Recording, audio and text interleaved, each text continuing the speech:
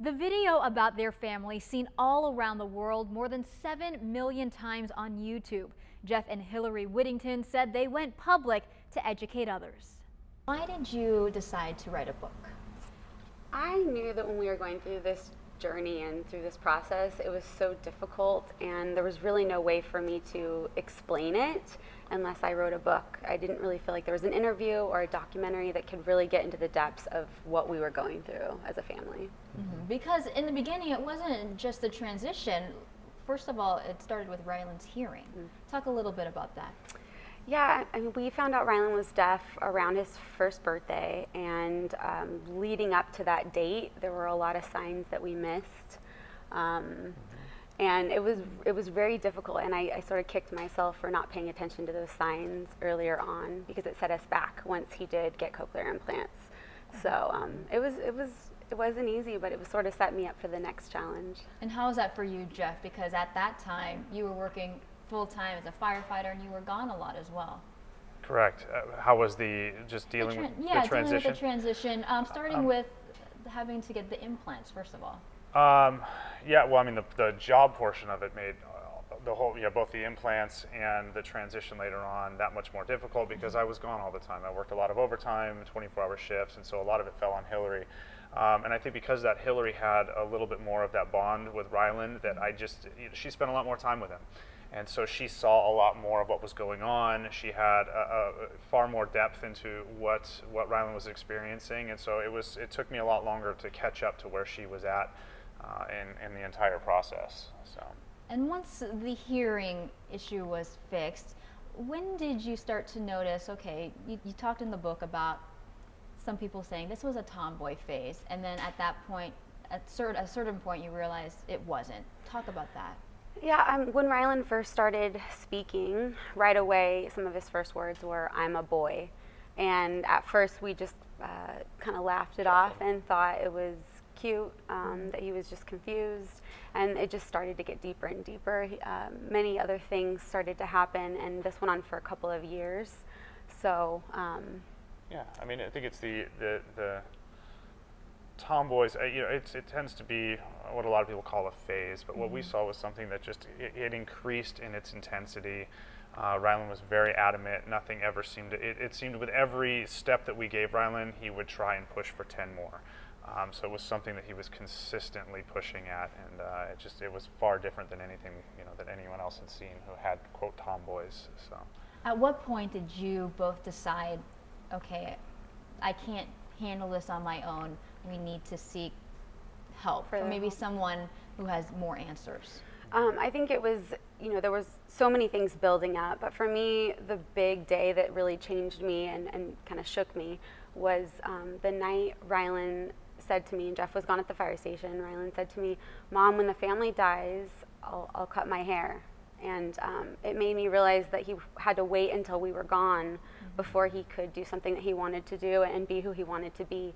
But then the next day, that was followed by, "Why did God make me this way?" And I think that those two statements were just so powerful coming from a young child, and I could see the pain in his eyes. I think it sort of catapulted me into looking deeper and finding out what was really going on. How many tears did you guys shed through all of this, starting with the not really understanding what was going on? A lot. A lot. Yeah, a lot. Yeah, I was devastated the day I found out Ryland was deaf, and I thought we had faced some of our biggest challenges, and then we just kept getting more and more. But I think looking back on it now, I'm proud of where we're at, and we've made it through some really tough times as a couple, as a family, and we're finally. And I think it's important to note that there were the tears of sadness and overwhelm, but there were also the tears of joy. When Ryland got hearing, and we saw the effect that had in his ability to have a voice, and it was amazing. It's an incredible experience. So they were both involved with this process. So. And Jeff, for you, was it difficult to start going public with your family's experience? It was incredibly difficult. For both of us. For both of us. And it was, to get to this point where we're at now, it took a lot of conversation and a lot of contemplating and just figuring out, well, what's best for the family, what's best for Ryland. But personally, yes, I mean, it was very difficult. I didn't, especially in the profession that I was in, I felt like it was very difficult to be open. The fire department's a very masculine profession, or tends to be, as far as the day-to-day interactions, and so I struggled. I didn't know, and in hindsight, I wish I had been more open about it, because a lot of people have stepped out and given us their support and really reached out and said some incredible things, and I think I just didn't allow for that to happen while I was on the fire department. So. Now, in 2014, was it, where your family decided to share the video and basically put it on YouTube? From there, it kind of took off. When that first started happening, what went on through your mind? Uh-oh, it was scary. Nobody wants to step up and talk about this, because we knew going into it there would be a ton of criticism, and people would point fingers at things that we did as parents. We've heard it all. But when I started to research and realize that people were being killed because of this, and teenagers were truly taking their lives, and we had the 4 deaths even just last year alone in San Diego, those just hit really close to home, and it started to make me feel like we had to step out and tell our story in order to change some of the stereotypes. And Ryland is one of the youngest people, from what I read, in San Diego to come out and say he's transgender. Is that correct? He was at the time. From the group, the support group that we attend has grown in such great numbers, and we've seen a lot more children who are of that age who have come out. I think people are finding more courage to go public with it, or to let their story be known, which is great to see. So yes, initially though, Ryland was one of the youngest who was attending that group. Right. Now he has a big group of kids his age. Yeah. And he was 5. He was 5. Now, from the video, you received a lot of positive comments, also a lot of negative comments. How do you deal with that as parents? I let him field all of the comments. I've learned not to read comments, I read headlines. So, because it's easy for anyone to get on a computer and say terrible, nasty things, but it really doesn't affect me. As long as it doesn't affect our family and Ryland, people can say whatever they want. I think it's just a matter of time for people to really educate themselves and understand that this isn't a choice, and Ryland is a really wonderful child if anyone gets to know him. So. And from the book, it seems like this was a transition for you, because it seemed as though in the beginning you took a lot of things very personally, but throughout the book I kind of saw that you also got stronger. Yeah, I mean, you want your children to be strong, and I feel the best way to do that is to model it yourself. And so I felt if I wanted Ryland to be strong and confident in who he was, I had to show him that myself and be proud of him. As he gets older, what's the biggest worry? Let's start with Hillary first. My biggest worry is that someone will say or do something to him and hurt him. But I think that's every parent's worry. I mean, nobody wants their child to be bullied or picked on or left out for being different.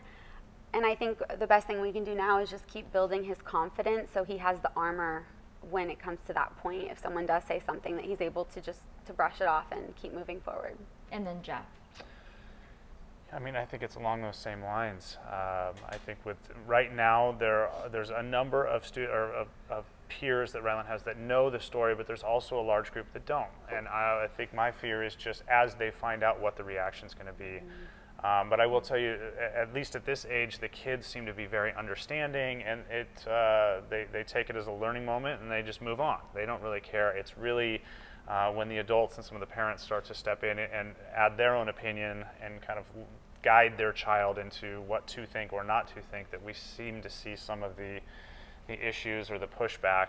So I'm just, that same thing, I'm afraid of someone saying something to Ryland or the teasing or the bullying, and that his story will end up causing just any pain or heartache. A lot of his friends currently do not know, and a lot of their parents do know. So he's struggling right now with how to come out to his friends. I mean, granted, they're only 7, 8 years old, but he's carrying a really big burden even today, just wanting to feel that he can tell them about who he is, but being afraid of their reaction. So my hope is that parents will educate their children, and Ryland won't have to face any harsh words.